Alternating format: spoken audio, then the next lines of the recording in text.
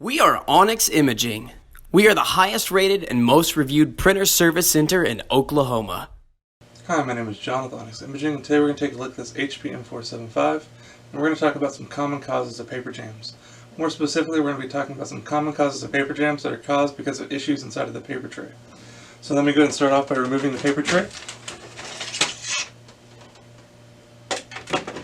Now once you look inside this paper tray, you'll notice there's a couple little gray tabs on three of the sides.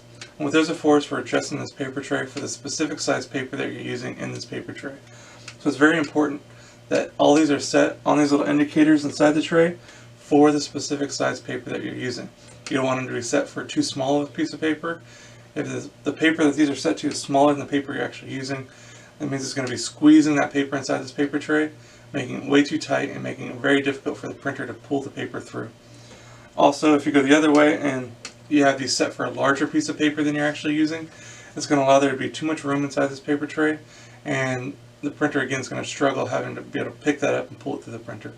So very important to make sure that all these little indicators are set on the indication for the paper size that you're actually using in your paper tray. Now give me a second, let me grab some paper here.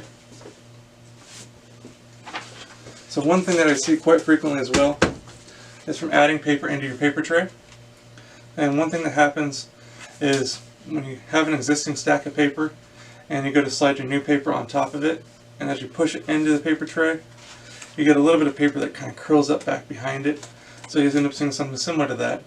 And what happens is, again, that squeezes that paper inside that paper tray and makes it very tight and very difficult for the printer to pull it through. So it's very important whenever you add paper into the paper tray, even if you're adding on top of existing paper in there, just to give it a quick visual inspection, make sure all four sides are a nice straight even stack.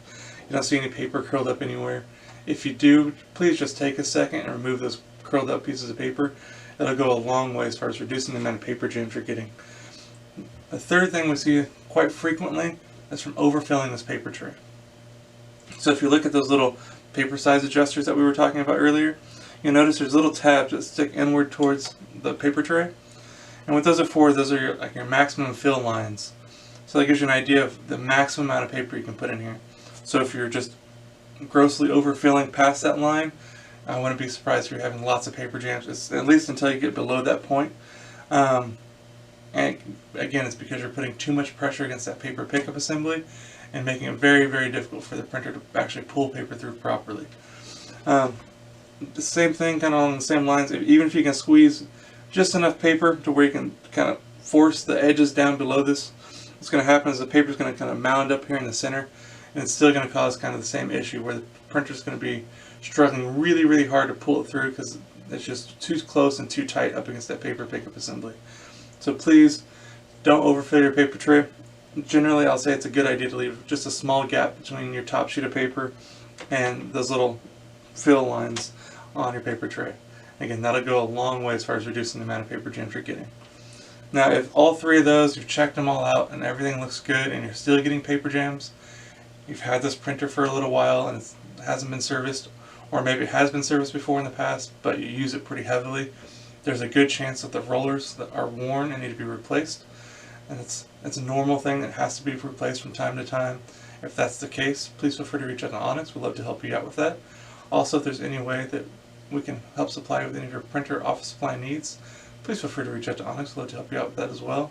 Or if you have any questions or concerns, we'd love to help answer this for you. Other than that, we hope you have a great day and you're back up and printing. Thank you. Thank you for watching. If you're interested in how you can receive free labor on all of your service calls, as well as how to qualify for free printer upgrades, contact us today. We are here for all of your printer and office supply needs.